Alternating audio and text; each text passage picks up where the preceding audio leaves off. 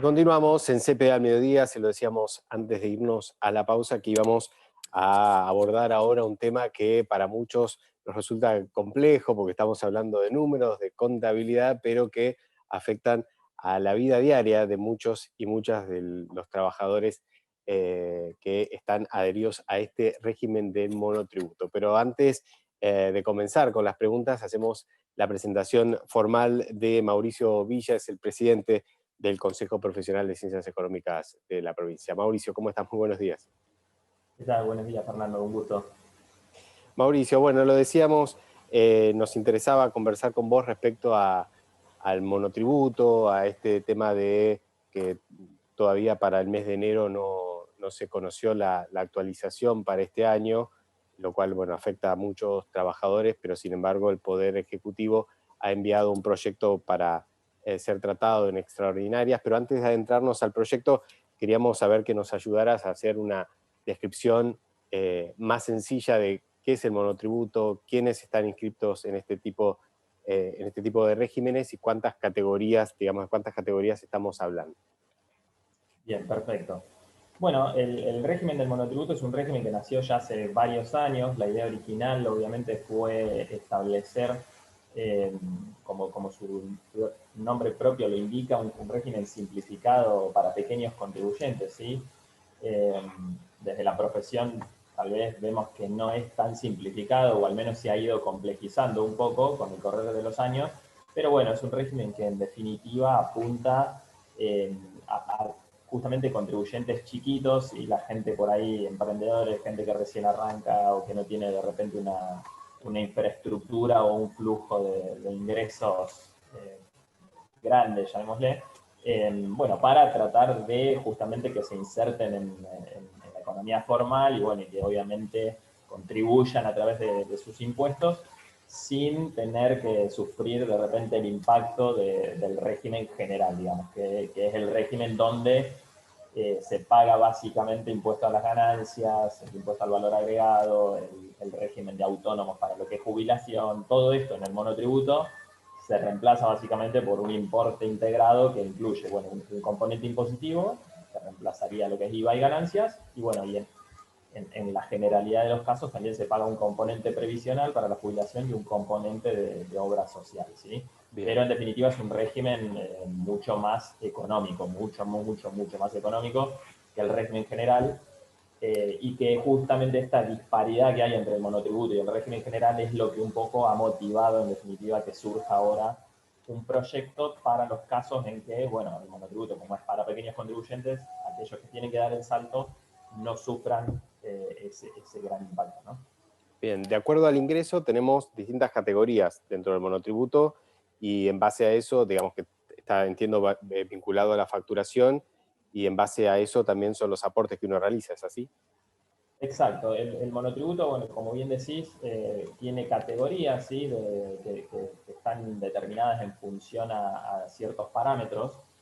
Tal vez el más comúnmente conocido o el más generalizado es el parámetro de los ingresos, de la facturación, pero bueno, lo cierto es que hay otros parámetros también que uno tendría que tener en cuenta, porque bueno, uno siempre tendría que encuadrarse en aquella categoría que corresponda al parámetro que le da la categoría superior, ¿sí? O sea, si yo por ingresos tengo una categoría baja, pero supongamos que tengo un local comercial muy amplio, como los metros cuadrados son uno de los parámetros, bueno, tal vez eso, la superficie en metros cuadrados, hace que me tenga que encuadrar en una categoría mayor, por ejemplo, ¿no? Bien. Pero bueno, es un régimen que básicamente diferencia cualquier actividad económica en dos grandes rubros, ¿sí? Uno es prestaciones de servicios y locaciones, puede ser, por ejemplo, alguien que tiene inmuebles para alquilar, y otra que es venta de bienes, ¿sí? Venta de lo que sea. Son como las dos grandes categorías que tienen importancia a efectos del monotributo. ¿Por qué? Porque el monotributo, para lo que es locaciones y prestaciones de servicio, tiene unas 8 categorías, ¿sí? La facturación máxima para lo que es hoy por hoy, para lo que es locaciones y prestaciones de servicios, estaría en torno a unos 144.000 pesos por mes promedio de facturación.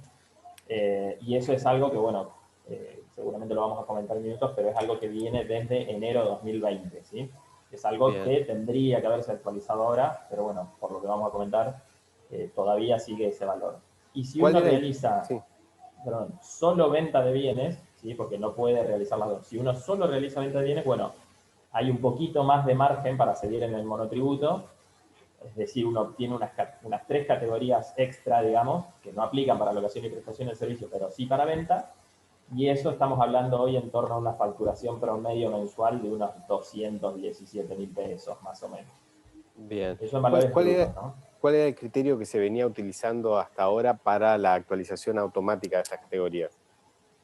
Bueno, esto, el monotributo preveía desde hace unos años, porque muchas veces se le cuestionaba esto, ¿no? Durante muchos años esos valores permanecían fijos y obviamente que Argentina es un país bueno, que recurrentemente tiene problemas inflacionarios, entonces eso hacía que periódicamente y constantemente los contribuyentes, obviamente por efecto de la inflación, cada vez facturaran más y al mantenerse los parámetros fijos, obviamente cada vez iban subiendo de categoría o incluso quedando excluidos y tener que pasar al régimen general que comentábamos hoy. Claro. Entonces eso, bueno, a través de los años se estableció una fórmula de movilidad automática anual que justamente se hacía en enero de cada año.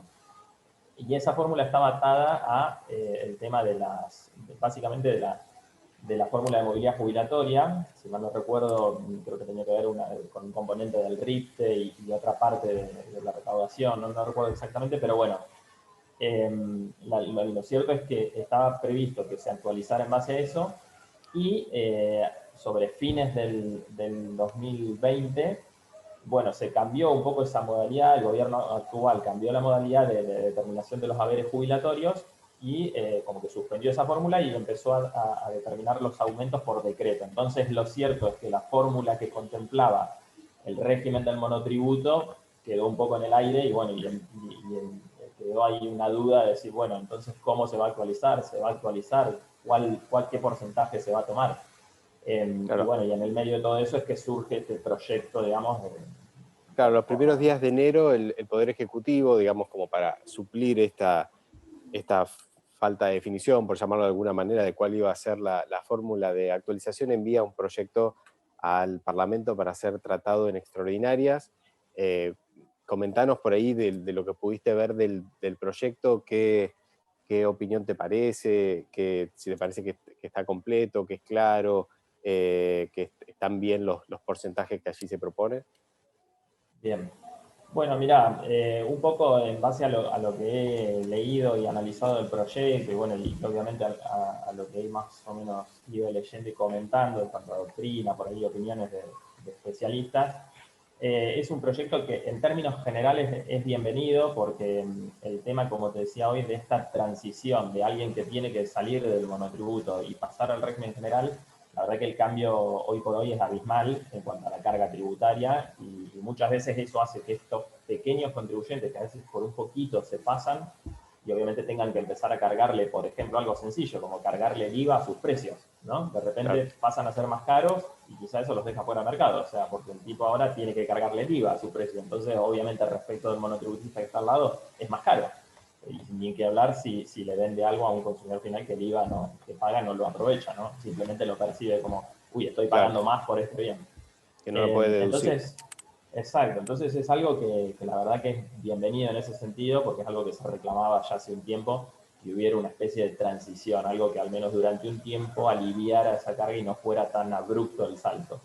El porcentaje de actualización que está manejando este proyecto para esa actualización, que hasta ahora quedó relegada, y de hecho en enero hubo que recategorizarse con los mismos valores que en enero de 2020, sería de un 35%, de un 35,3%, si no me falla la memoria, que bueno, surge obviamente de la evolución que tuvo el haber mínimo garantizado en el año 2020. Y bueno, esto obviamente, si bien no se sabe todavía, pero es un poco tal vez lo que se habla es que tal vez sea bajo porque, bueno, se espera que una vez que si la economía se reactiva luego de todo esto, de todo este impacto negativo que ha tenido por la pandemia, bueno, se espera que tal vez la inflación pueda llegar a ser más alta y bueno, y eso otra vez nos traería el problema de que tal vez haya monotributistas que tengan que subir de categoría o quedar excluidos, ¿no? Eh, Bien. Después el proyecto, bueno, que hoy me preguntabas, es bastante, la verdad que complejo y engorrosa la redacción.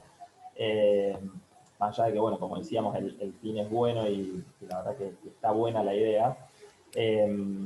Y un poco lo que se está barajando en definitiva, así a grosso modo, es que aquellos monotributistas, digamos, que hayan, como ahora no hubo actualización, como decíamos, y se tuvieron que recategorizar en base a los parámetros de enero de 2020, bueno, aquellos monotributistas que se hubieran pasado en la facturación en hasta un 25% respecto del límite máximo que hoy decíamos, para servicios o para venta de bienes, sí.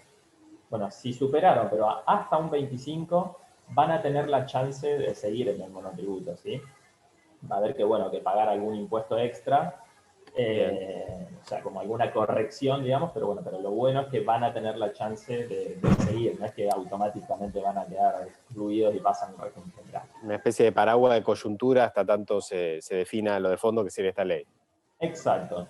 Y después, para los que superen, o sea, los que hayan superado esos parámetros en más de un 25, que ya obviamente no podrían optar por seguir en el monotributo, es decir, que sí o sí pasan al régimen general, bueno, acá es donde empieza a jugar un poco todo este régimen de transición que prevé el proyecto. Hay algunas variantes, pero bueno, básicamente el proyecto ahí dice, siempre y cuando también sean contribuyentes que, digamos, hayan superado los parámetros, pero no hayan tenido, o sea, no es para cualquier nivel de ingresos, no es para un nivel de ingresos, por ejemplo, en servicios, no podés haber tenido más de 4.450.000 pesos de facturación anual. Si tuviste más, bueno, vas al régimen general, derecho, como es hoy.